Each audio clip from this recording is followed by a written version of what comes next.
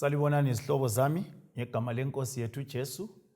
Siyamukelana njalo kolunye uhlelo lokulalela ilizwi likaNkulunkulu lapho esilalele sikhona abanye balalele besezindlini, abanye basezimoteni bayadriver, abanye njalo basendaweni ezehlukeneyo lapho esilizwa ilizwi likhona. Namhlanje isihloko sethu sifuna ukukhangela ngendaba engakuncedisa ukubana lawe usukume wenze umsebenzi wenkosi.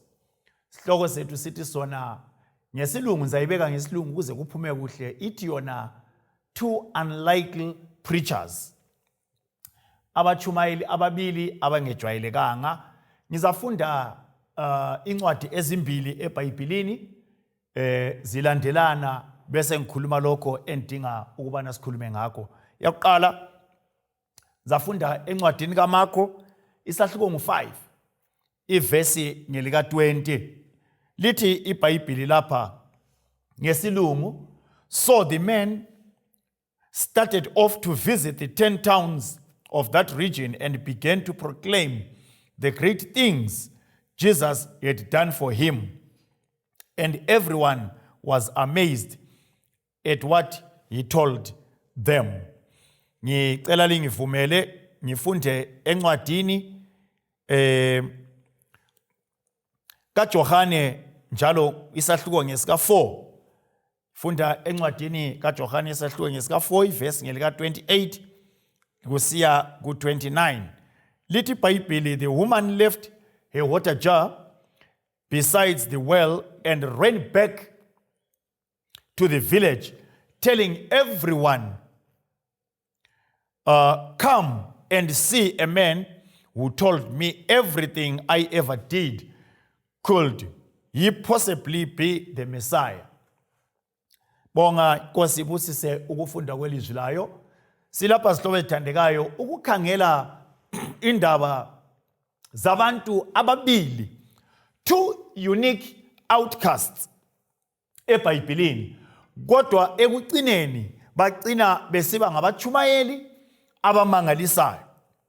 Ake sidobhe indoda esiyithola encwadini kaMarko isahluko ngu-5. Indaba uyayazi wena, lami indaba ngiyijwayele. Lindoda yindoda eyayilamadimoni. Nxa ngikhangele ngelihlo lengqondo ngiyayibona lindoda mhlawumbe idimoni lifika ekhathaza eharasa abantu esigabeni, kwaze kwafika lapho mhlawumbe omunye suggest athena lundoda ngesimo akuso kasimthatheni siyemhlalisa emangcwabeni. Kungani ehlaliswa emangcwabeni? Ngiyakucabanga ngingedwa ukuthi lindoda emangcwabeni yindawo okungahlali khona abantu zihlobo ethandekayo, yindawo abantu abangejwayelanga ukuvakatshela kuyo. Omunye bese sithena umuntu lo indawo kuphela emfaneleyo kusemangcwabeni, bamthathe undoda baqonde laye emangcwabeni bembophile izandla kanti bembophile futhi lezinyawo. Ungalibala kuhle iBhayibheli phezulu lithi lona undoda lo wayengabotshwanga ngokuzintambo okuncane. Undoda lo wayebotshwe ngamaketane, into eqinileyo, into engaqhamuki lula.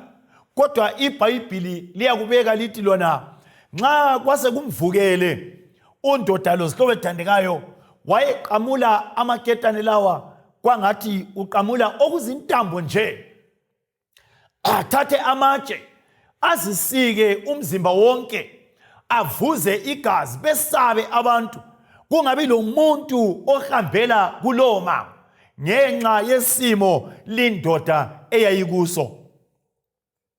Bhayibheli bese lisithi lona hlobo ethandekayo uJesu langathize ahambele kulomango. Kungani? Ngoba abantu bonke ababethethela indoda bayayibeka emangcwabeni, bona babebona umuntu olamadimoni. Kodwa uJesu zihlobo ethandekayo obona ngale kwama-defects omuntu, obona ngale kwezinto ezisikhathazayo. uJesu abantu bebona umuntu olamadimoni, uJesu wayebona umtshumayeli. Jesu bathandekayo abesehambela kulowo mango. Ngiyababona abafundi bemlandela uJesu. Ngiyababona abafundi engqondweni befika lapho okwehlukana khona indlela ezimbili. Abafundi bawutsha umthandazo. Jesu, le indlela eqonda ngapha ungaqali ngoba kule ndoda elamadimoni kakuqunywa khona. Abafundi besabe baqhaqhazele ba-retreat babuyele emuva. uJesu athi advance ngoba ebona umtshumayeli. uJesu nxa ethutsha sihlobo ethandekayo indoda yamadimoni iyeqa yiyo eqala ukukhuluma. Ithi Jesu isikhathi yiso yini ngoba uJesu wayethena amadimoni kawaphume kule indoda. Jesu yambuza igama lakho ngubani, amphendule. Nxa esemphendule lundoda, amadimoni abesecela ukubana indawo esiyijwayileyo Jesu yiyo nale, ungavumi siye khatshana. uJesu besevuma amadimoni aphume kulindoda ayengena engulubeni. Nxa amadimoni esengene engulubeni besezigijima ingulube zabanikazi ziyegalula emanzini. Masinyane amadoda ayeluse ingulube bayagijima bayekhaya bayeripota okwenzakeleyo. Nxa abantu bequbuka sihlobo ethandekayo besiza bona le indoda emangcwabeni, lithi iBhayibhili indoda le yatholakala ihlezi enyaweni zikaJesu. Indoda le yatholakala igqokile njalo iphelele ixoxa loJesu. Abantu besigaba lithi iBhayibhili besaba lokho abakubonayo. Lanxa basebejabule ukubana uJesu ukhipha amadimoni emuntwini ngenxa ye-expense yengulube zabo, uJesu bathandekayo bayamxotsha esigabeni sabo. uJesu ufuna ukukutshela sihlobo sami esithandekayo, empilweni yakho angafika ungamxotsha kalwi lawe uyahamba kodwa kuyingozi. uJesu bethi nxa sibemxotshile abesebiza abafundi bakhe, gwedlani isikepe sibuye okhunjini. uJesu angena esikepeni. Nxa engena esikepeni, indoda yamadimoni ngokwazi ukuthi la ngingasala ngisitshaywa ngabantu, la kungasala kusiba lengozi, abesekhetha ukulandela uJesu. iBhayibhili lithi lona uJesu wala ukuhamba laye. uJesu wathi kulindoda, zwana wena kangihambi lawe, buyela kwabakini uyebatshela lokho uNkulunkulu akwenzele khona.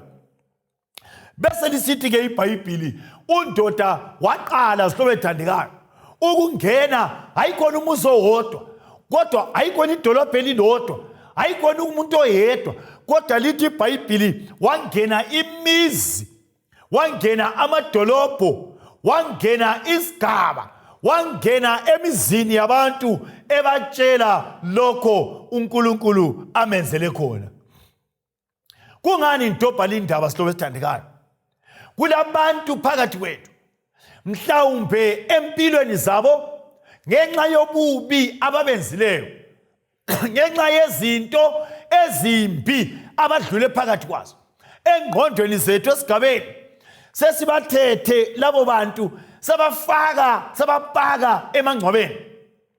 Kwaba ngabantu aba-useless, kwaba ngabantu abangelancedo. Yekela ngikutshele sihlobo esithandekayo, kakula muntu ofuna nguThixo okuthiwa u-useless. Lanxa umuntu engabe phambaniseni elezolo elibi, you can stand up and do something for God. Indoda le yangena sihlobo esithandekayo amadolobho alitshumi, 10 towns. Hayikhona idolobho elilodwa, kodwa amadolobho angu-10 ebabaza lokho uThixo amenzele khona. Ke ngishiyele indaba leyi. Nanguyana umama emthonjeni, indaba i-background yakhe siyayazi.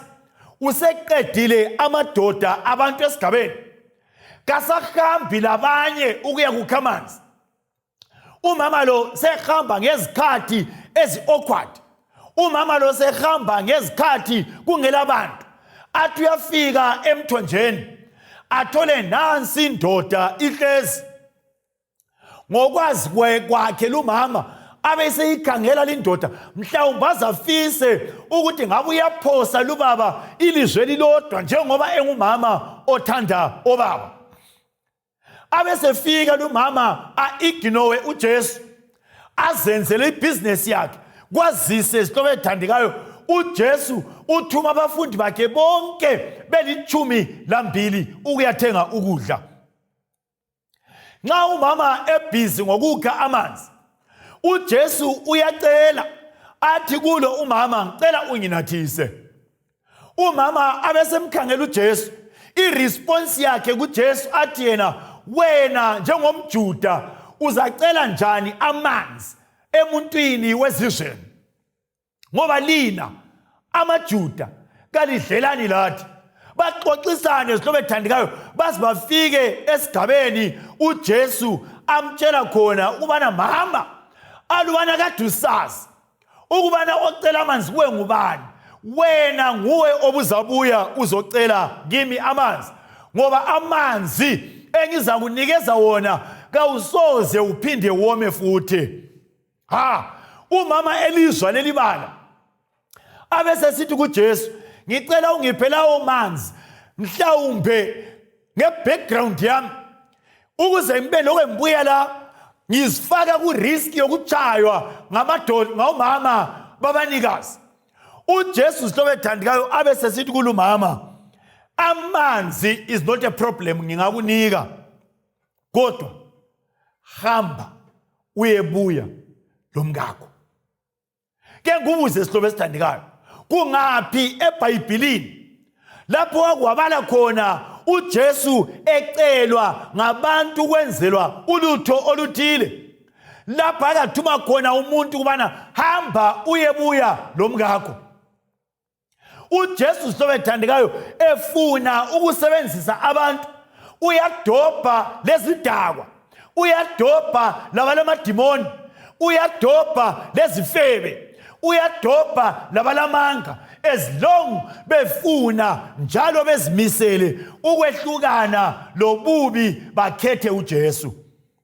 Umama abese sithi yena indoda angilayo. Xa umama sethe indoda kangilayo uJesu abese sithi kulumama ukhuluma iqiniso ngoba le ndoda oyitshiye endlini yakho kayisiyo ndoda yakho sudlule kwamanye angu-5. Umama besebona ukubana hayibo lubaba lo angabe ngumprofeti ngoba uyazi ibackground yami. Umama lithi iBhayibheli bathandekayo esenanzelele ukubana uJesu ungubani. Lithi iBhayibheli wachiya inkonxa yakhe, wachiya ibhakede lakhe, wachiya amanzi. Lithi iBhayibheli wagijima sihlobo ethandekayo wabuyela emzini wangena door to door, wangena lakubona labana abantu akade sesaba ukuhlangana labo. Imali elilodwa alikhulumayo umama uthi zwanini ngicela libuye lizobona into okuthiwa yindoda engitshele konke engikwenzileyo. Lithini iBhayibheli baqubuka bonke and they rallied behind this woman besiyabona uJesu sihlobo ethandekayo. iBhayibheli lithi lona basuka abantu bagijima obaba, bagijima omama, bagijima abatsha, bagijima ababi, zagijima izidakwa, bagijima abathakathi, bagijima ababulali konke lama-rapist bebizwa ngumama owathintwa nguJesu ole background embi. Ngilandani isihlobo esithandekayo ungabuyela kumakho ngale uyakhangela indoda ebila amadimoni. uJesu bathandekayo eyikhangelela indoda abantu bathandekayo bemrelegated to the graves. Umuntu lo bathandekayo bembona njengesinothongwane, umuntu lo bathandekayo bembona njengomuntu ongasela ncedo empilweni. uJesu sihlobo ethandekayo uyakhona ngale aqonde emangcwabeni. Kungenzakala abantu sebekufake emangcwabeni engqondweni zabo. Kungenzakala ulama demoni engcenye ngelokunyeya, kungenzakala ule demoni engcenye ngelamanga, kungenzakala ule demoni engcenye ngelokuloya, kungenzakala ule demoni engcenye ngelokutshontsha, kungenzakala ule demoni loba ngelani. Zwana sitobe sithandikayo, God wants you to be a powerful preacher. Kuphela ungavuma akhiphe idemoni olalo. Nxa ungaya kumama emthonjeni weSamaria, ngifuna unanzelele ukubana lithi iBhayibhili umama esiza emthonjeni ubuya ethwele inkonxa azokudinga ngamanzi. Abanye bathi the most precious liquid is water. Hiyo into ayezoyidinga. Kodwa esehlangane loJesu, iBhayibhili lithi lona leyo nkonxa wabona ukuthi izamphambanisa, wayichiya, wagijima, wayabizela abantu kuJesu. Ke ngubuze, eyakho inkonxa ekuphambanisisayo yipi? Abanye bethu balenkonxa zabo abangehlukani lazo eziyimali. Abantu bathandekayo kulokuthi babe busy ngokutshela abantu ngoJesu, kulokuthi babe busy ngokukhipha abantu esonweni, babhizi ngezinkonxa eziyimali. Kabalali badinga imali ekuseni lebusuku, kabalali badinga imali lendaweni ezirongo, zinkonxa okumele ziyekele utshele abantu ngoJesu. Abanye bethu inkonxa zethu yimfundo esilayo. Abanye bethu inkonxa zethu yimsebenzi esithathwe khona. Abanye bethu inkonxa zethu ngabantu bethu abasediaspora. Abanye bethu inkonxa zethu esingahlukani lazo zimota zethu lezindlu zethu. Nxa sibizwa sabene evangelini sifuna ukuhlala comfortably ezindlini zethu bathandikayo. Abantu bakaThixo befela esonweni. Yekela ngiqede indaba yami ngokubahlanganisa laba abantu ababili. Zakunika nje izinto ezine emfuna ukubana nxa inkonzo le iphela unanzelele ngalaba abantu ababili akade belezolo embi, kodwa ngokuhlangana loJesu baba ngabatshumayeli abesabekayo. Two unlikely preachers. Number one, izolo labo laba abantu ababili belingalihle isihlobo esithandekayo. Okokuthi undoda wamadimoni engena emadolobheni angu-10 babeqhwebana abantu. Kayisuye yini lundoda obehlala emangcwabeni? Abanye bathi ngcenye nguye, abanye bathi ufanana naye.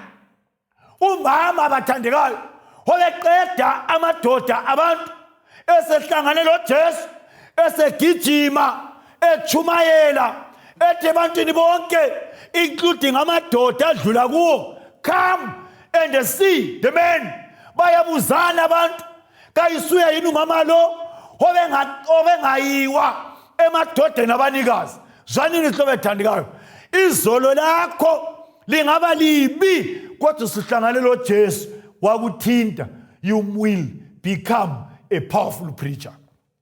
So number one, izolo labo belingalihle, kodwa ngoJesu namhlanje sibabona besiba ngabatshumayeli abesabekayo. Number two, sihlobo ethandekayo, izolo lakho esikhuluma ngalo ku number one, ungahlangana loJesu akuthinte, uyaguquka ube ngumuntu opheleleyo. Ngoba iBhayibhili lami lelakho liyasitshela ukuthi umama wangena emzini ekade eyisifebe khona. Undoda obelamadimoni lithi iBhayibhili besegqokile esephelele. Ngenye indlela abantu abahlangana loJesu kabasali beyilokho akade beyikho khona izolo. Okwesithathu, laba bantu kakula training abadlula phakathi kwayo. Funa ukutshela isihlobo sami esithandekayo ukuthi ungahlangana loJesu kuyala ukuthi uhlale phansi bewudinga itraining enkulu ongayidinga yikuhlangana lo Jesu ubuso ngobuso. So abantu abanye bezwa bethi hayi mina ngingayatshumayela kodwa ngabe ngitreniwe, mina ngingayafakaza kodwa ngabe ngiphiwe ama skills le technique. Shana sihloko esithandekayo, the only technique edingakalayo ekufakazeni ngoJesu owafayo wavuka ozayo yikuhlangana laye face to face. Nansi into engicina ngayo emfuna uyibambe. Undoda wamadimoni lo mama wemthonjeni baba ngabatshumayeli abamangalisa, kodwa bamba lokho amabizo abo kuzofika namhlanje kasiwazi. Asiwaphiwanga abathandekayo amabizo awabantu laba ababili. Ngizama ukuthi nihlobo ethandekayo, nansi indaba okumele uyibambe ucine ngayo. Abanye bethu singafakaza ngoJesu, siyadinga njalo siyakujabulela ukuthi amabizo ethu abe lokhu ekhulunywa. Kwatshumayela ubani kwaphenduka abantu abangaka, kwatshumayela ubani kwaphenduka inyanga, kwatshumayela ubani kwaphenduka abathakathi, kwatshumayela ubani kwaphenduka o-businessmen. Mana ngikutshele sihloko esithandekayo, when you preach and the people repent, wena lami we must diminish kubonakala uJesu onguye owalenga esiphambanweni. Undoda lo wangena amadolobho angu-10 kodwa ibizo lakhe kasiliphiwanga.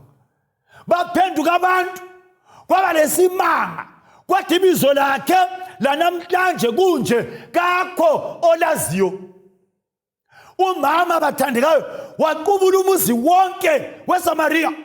Baphuma abantu begijima bemlandela bayambona uJesu, kodwa namhlanje her name is not given to us. Kungani? Msebenzi wevangeli umayelana ngoJesu, msebenzi wevangeli kawukho mayelana ngawe, kawukho mayelana lami, kodwa umnikazi womsebenzi nguJesu Kristu. Thanda ukunxusa ngivala le inkonzo, angaba khona ilo yedwa olalelele inkonzo odingayo ukuthi Thixo kungenzeka nginezinkonxa engibambane lazo ezenza ngehluleke ukukusebenzela, cela ukuzilahla ngegama lika Jesu ngiye kusebenzela. Angabe khona into njalo lapho khona nxa uyilalele udriver, lapho khona nxa uyibukele ebulenjini, lapho khona uyilale redweni, cimeza sikhuleke ndawonye. Babothandekayo osekhaya ezulwini, siyabonga ukusinika leli thuba. Silezinto esizithanda kakhulu ezisikhathazayo, zisuse ngegama lika Jesu. Sikusebenzele njengalabo ababili abazinikelayo ukukusebenzela. Nxa uJesu ebuya siyetholakala singabasindisiweyo ngelakhe igama elihle, siyathandaza. Amen.